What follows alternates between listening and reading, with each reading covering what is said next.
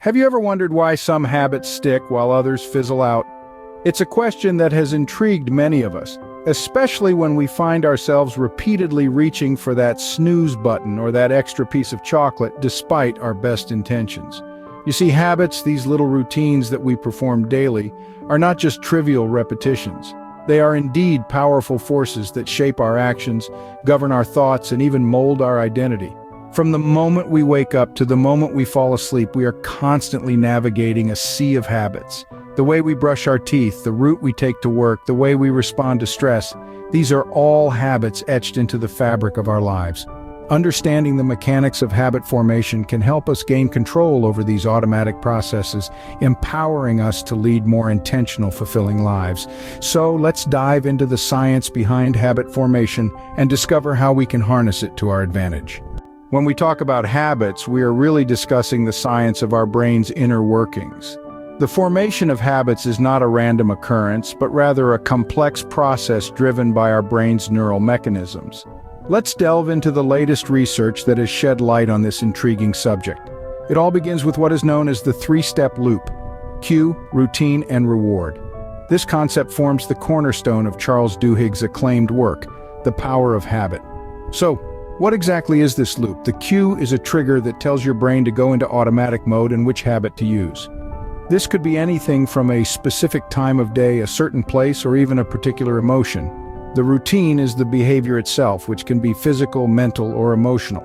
Finally, the reward is the reason you're motivated to do the behavior. It helps your brain figure out if this particular loop is worth remembering for the future. But where does all this habit formation take place?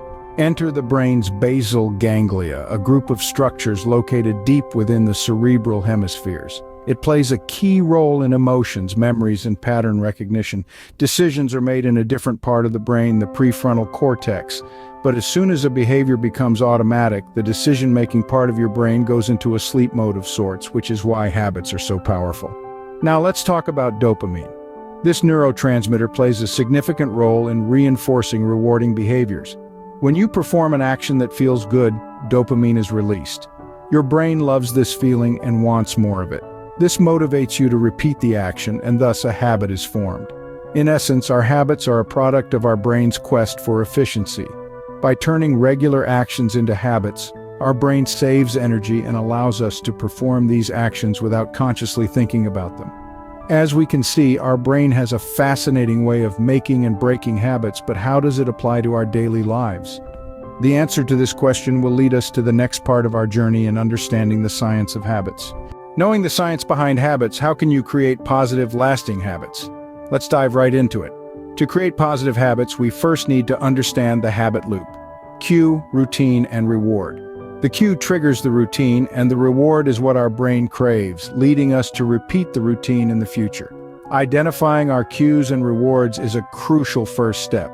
Say you want to start exercising regularly. Your cue could be something as simple as placing your running shoes next to your bed so you see them first thing in the morning. Your reward?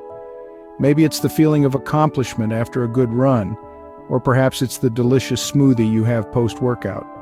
Next, let's talk about small changes.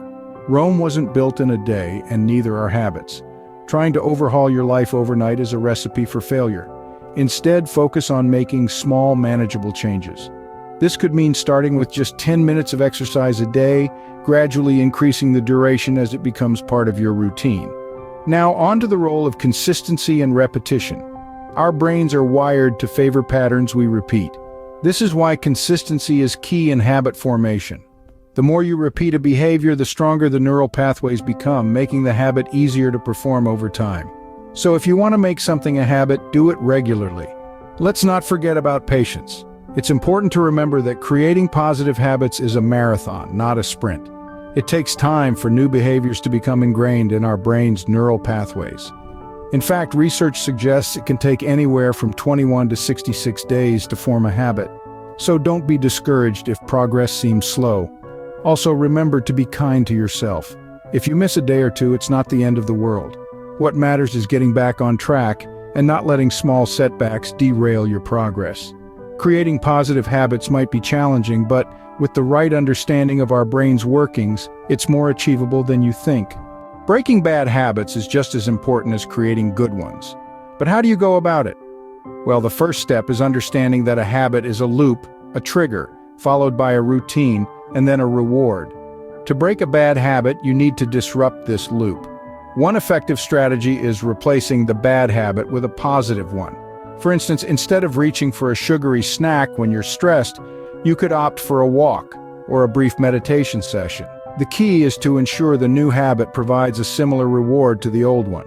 Additionally, changing your environment can help. If you're trying to quit smoking, avoid places where you usually light up. Lastly, don't underestimate the power of social support. Enlist a friend or join a group with similar goals. Breaking bad habits might seem daunting, but remember, your brain is capable of remarkable change. So we've taken quite a journey through the world of habit formation.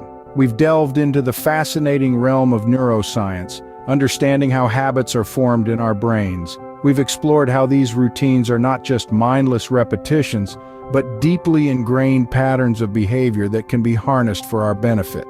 We've also touched on the creation of positive habits. We've learned that consistency and repetition are key, and how the power of reward can reinforce these beneficial behaviors. Then, we tackled the challenging task of breaking bad habits. We've learned that awareness is the first step, and how replacing negative patterns with positive ones can be transformative. This journey has shown us that habits are not our masters, but tools that we can control and shape to improve our lives. They can be our allies, not our enemies. Remember, understanding the science of habits is the first step to harnessing their power. So, what habit will you change today?